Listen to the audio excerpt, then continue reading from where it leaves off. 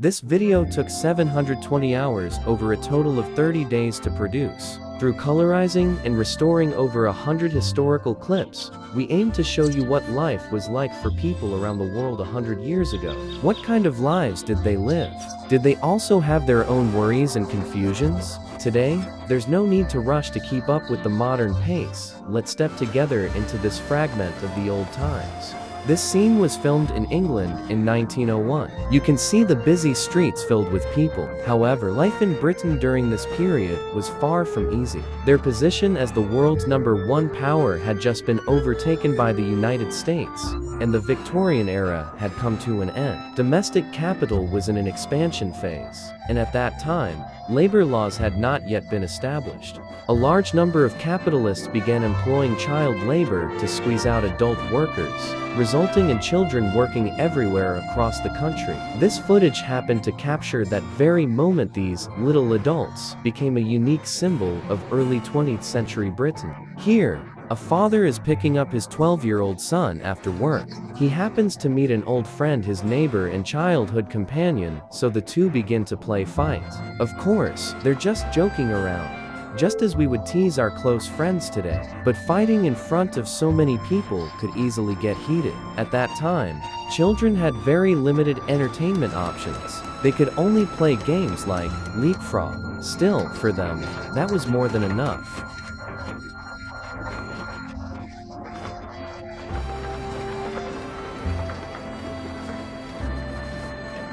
This is Paris, France in the 1920s. The streets are full of cars and people dressed elegantly, truly worthy of the name, City of Romance.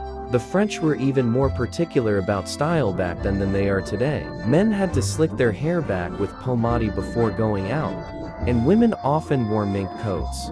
Dining etiquette was, of course, essential. One must sit upright at the table. Nightlife was equally extravagant. Dancers' graceful moves stirred the hearts of all the men present. In those days, nightclubs often stayed open all night long. Paris's urban development was also ahead of its time. Classical French-style buildings lined the streets, most of which remain nearly unchanged to this day.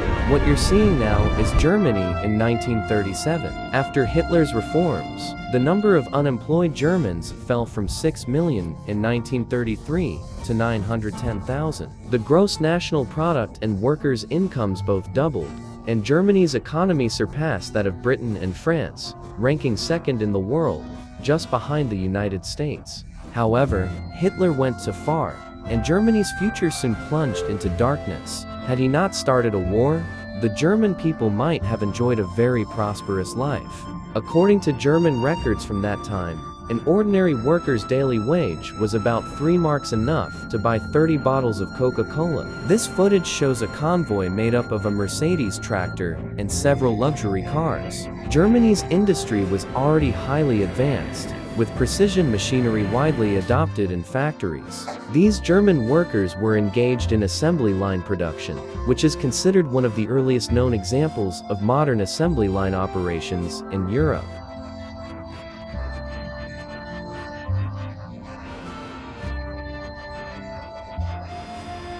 Here, they are assembling a camera. This German footage astonishes even people of the 21st century. Shows workers separating a bridge to let ships pass through. After the ships had gone, the bridge could be automatically restored to its original position under manual control, allowing pedestrians to cross again.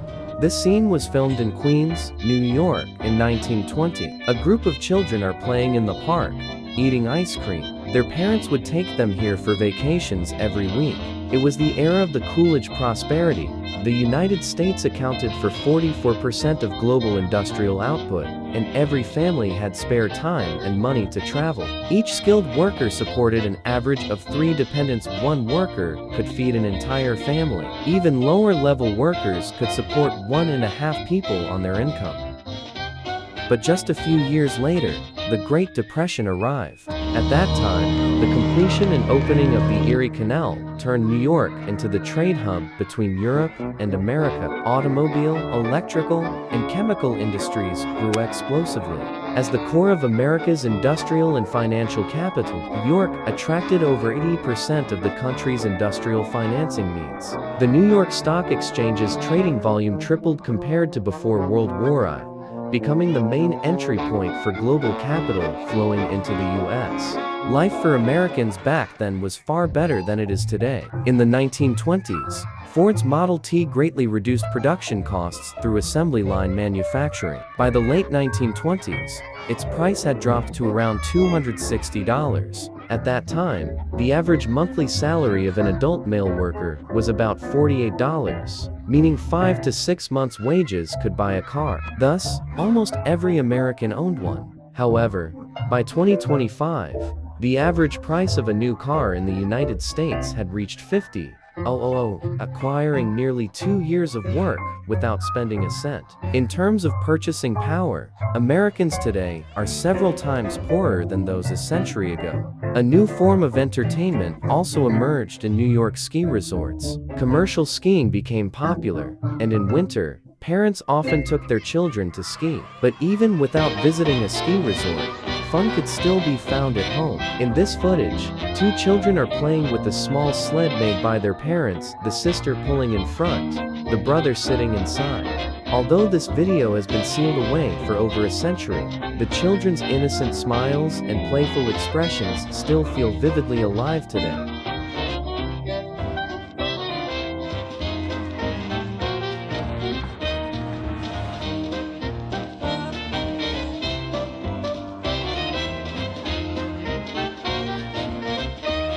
Now, we arrive in Iceland in 1930. Here, a woman is washing clothes. At that time, Icelanders used hot springs and geothermal facilities for laundry. They could even build swimming pools from the same hot springs. However, when the water was too hot, people dared not enter. Every household in Iceland lived a leisurely life. Most homes had hot springs nearby, where one could soak to warm up whenever the cold became unbearable.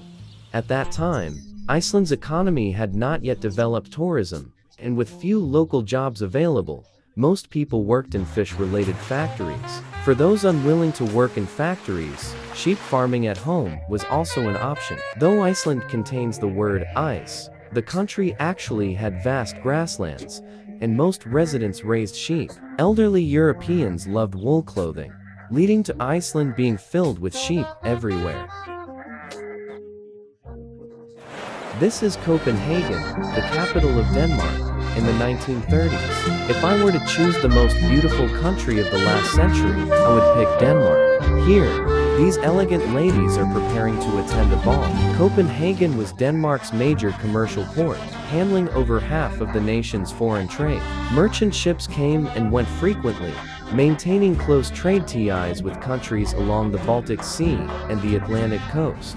About 1/3 of Denmark's factories were concentrated in Copenhagen, busy with industries such as food processing, shipbuilding, and machinery manufacturing. Factories operated day and night, producing canned food, ships, and machines, not only meeting domestic demand, but also generating large export revenues.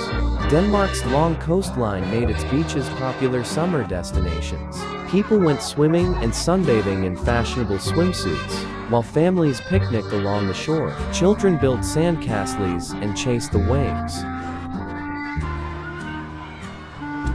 The streets and cityscapes of Copenhagen retained a charming old-world character. The cobblestone roads of old city alleys were flanked by colorful medieval buildings.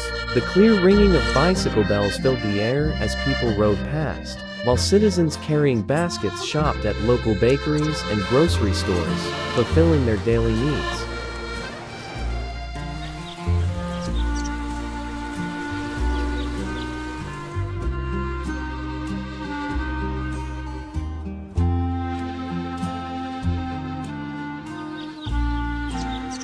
This is the street scene of Shanghai in the 1930s. At that time, Shanghai's economy was highly developed. Its level of prosperity ranked 4th in the world, just after New York, London, and Paris. It was perhaps the only city that achieved such greatness without a bloody colonial history. In 1933, the port of Shanghai handled 35.22 million tons of cargo annually, with routes connecting over 300 global ports. It accounted for more than 60% of China's total import and export trade.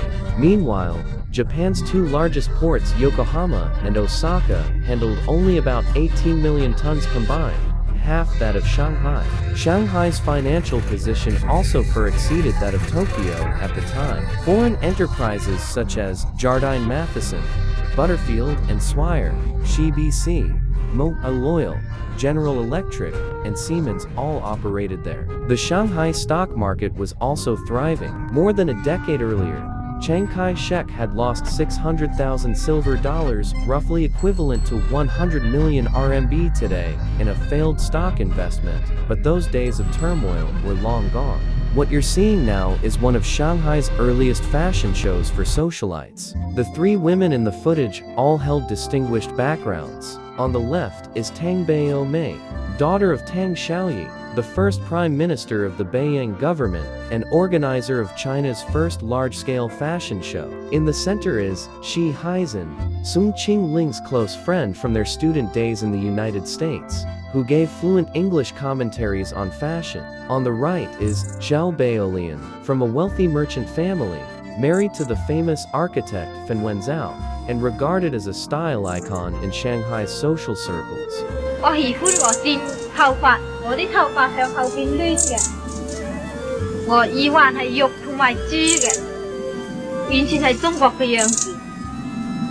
She said, "I find the soft nickel bob more becoming to me." This fashion show took place in 1929. Its purpose was not vanity, but charity to raise funds for children's clinics.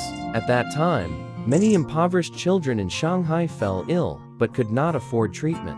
Thus, the show invited prominent figures from all circles to donate. It stands as one of the earliest examples in history of fashion and philanthropy coming together.